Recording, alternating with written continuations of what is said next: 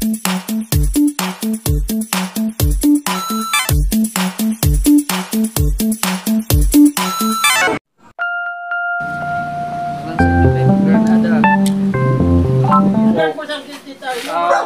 pagbabad ng mainit na tubig, isa po yan na nakatulong ng pagpapalambot ng tumigas.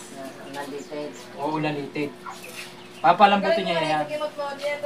Ngayon, ang kasunod yan, pag lumambot nga ng malam nyo, kung kaya nyo ng ganyan eh, kung kaya ng ganyan eh, exercise na naman ang kasunod yan. Exercise ang kasunod yan.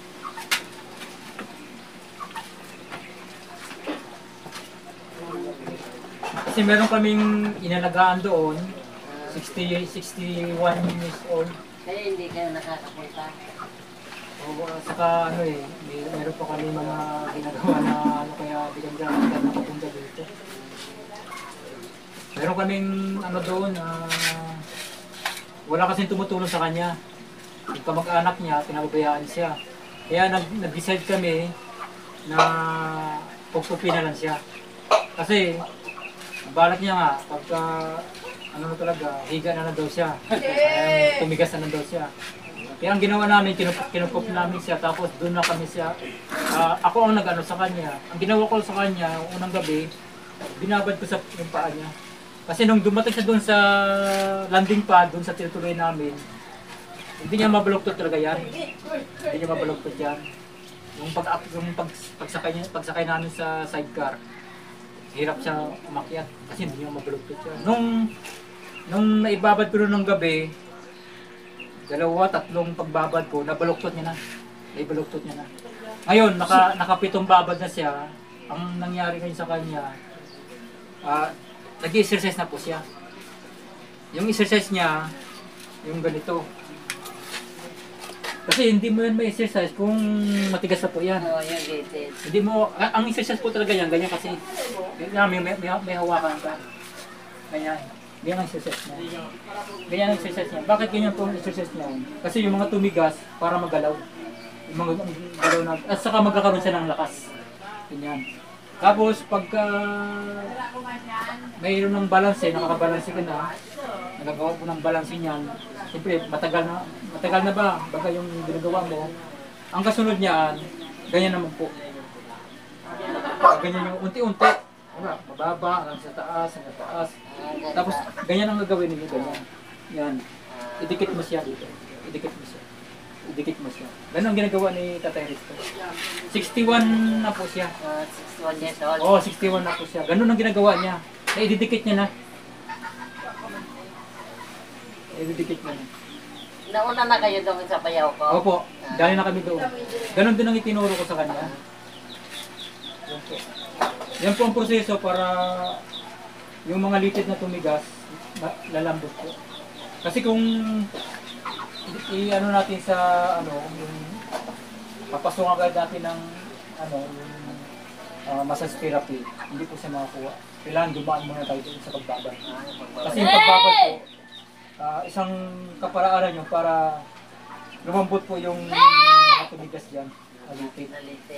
At saka gagalaw po yan na kusa. Gagalaw po yan na kusa. Gagalaw kusa yan pag ibabad niya sa may tubig. Pero kaya nga ituturo ko sa inyo yung tamang proseso para magawa ninyo, magkaroon siya ng paggalaw. Gagalaw po yan. Yung sa kanya, gumalaw eh. Kusa nang gumagalaw yung kanya, naigagalaw niya ng ganyan. Tapos gaganyan niya na. May lakas na, ibig sabihin, may lakas na.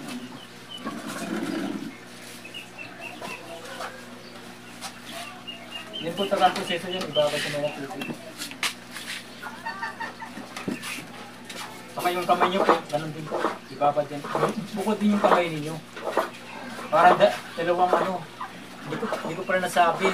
Doon. Yung kamay? Oo, yung sa kamay. Pwede natin balikan mamaya. Oo, kaya natin. Yung kamay po, iba naman pakulo yan. Kasi hindi po pwedeng isabay siya kasi gaganyan kayo. Hirap. Ibang pakulo din yan.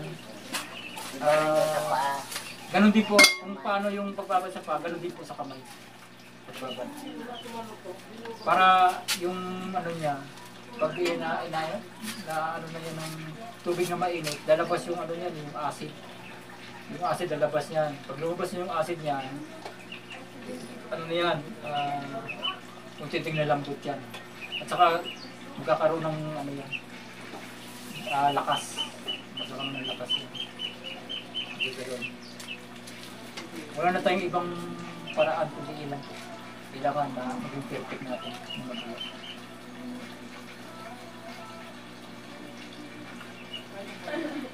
Yan, pagka ano,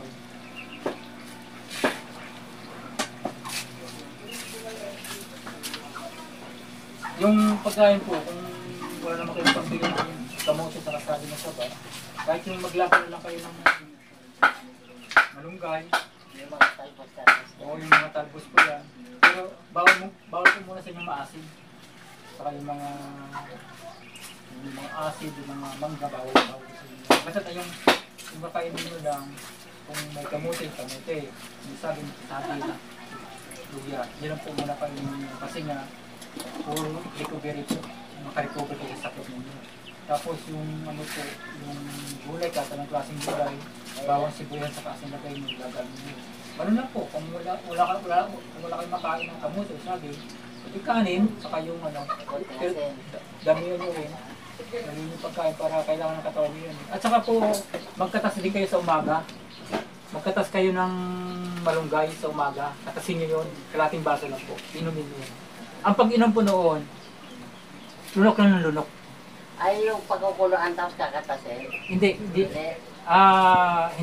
Sariwang... Sariwa talaga po. Galing sa Sa puno. puno. Tapos himay-himay, tapos kakatasin na yun. Yun po. Iba din po yung ilalaga. Iba din. Puro po yun. Ngayon, ang pag-inom po noon, kailangan tuloy-tuloy. Huwag niyong lasahan yung ano. Tuloy-tuloy. Lunok-lunok. Opo. Lunok-lunok lang po. Para pag iniinom Oo. pakla yun. mapakla po talaga yung halos hindi. Bebe, dito ka sa ilalim. Parang baga yung pag naamoy mo yung ano, masusuka ka na. Oo. Ganun yun siya. Kasi yung nilaga nga ano, napakahirap inumin eh. Opo. Ayun po, ang kaya kalating baso po para mapasok sa loob. Kasi kung isang baso yan, susuka nyo yan. At saka hindi mo kayang araw-araw yun. Pero pakiramdaman nyo po kung kaya araw-araw yung kalating baso. Kalating baso. Pero kaya po yan kasi kalating baso na konti lang yun. Kailangan kasi ng katawan nyo yun, yung katas ng malunggay.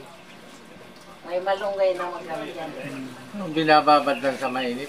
Hindi po daw kakatasin. sariwang malunggay kakatasin. Yung galing po sa puno, tapos himay-himayin, tapos kakatasin nyo yun. Yung pinakakatas daw, yun ang iinumin. Yun ang painom niyo sa kanya. Si Tatay Ricto po, nakaano niya sa amin, nakapitong araw na siya, pang 8 na, 8, pang 9 na ngayon na araw siya sa amin, pero naigagalaw niya to. Kasi nung dumating po siya sa amin, hindi niya to magalaw. Matigas po talaga, parang ganyan. Matigas yan. Pero nakakalakad siya. Ayaw lang, matigas, yung ano talaga, matigas. Tapos mabigat eh. Kasi ang ginagawa niya po talaga, nilalakad niya, pinipilit niya. Pinipilit niyang ilakad. Kasi pagka hindi niya pilitin, maninigas talaga yan. Maninigas talaga yan. Kailangan pilitin ng Kanya baby ko. Kaya ang ginagawa niya noon daw, inilakad niya talaga. Kahit mahirap, ilakad niya. Pero nung dumating na siya, na ano na namin, na kup na namin siya, talagang doon po talaga nakita ko na unang araw na babad.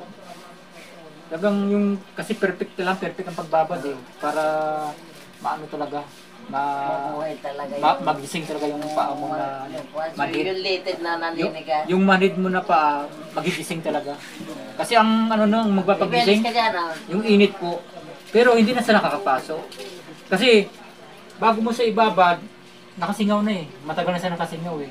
Ang ginagawa mo lang, testing hanggang sa Kung kaya na lang kung kaya na ng balat mo talaga na hindi na makapasok. Sa ilublob na yon. Ganun po yun. Pero makikita niyo po kung paano ko gagawin mamaya. Para ano. Kayo na rin po ang makiramdam. Kasi hindi na rin alam ni tatay yan kasi hindi naman siya ng katawan. Kayo po ang Ito, ano, bibit. kayo na rin po ang Doon sa ilalim dali.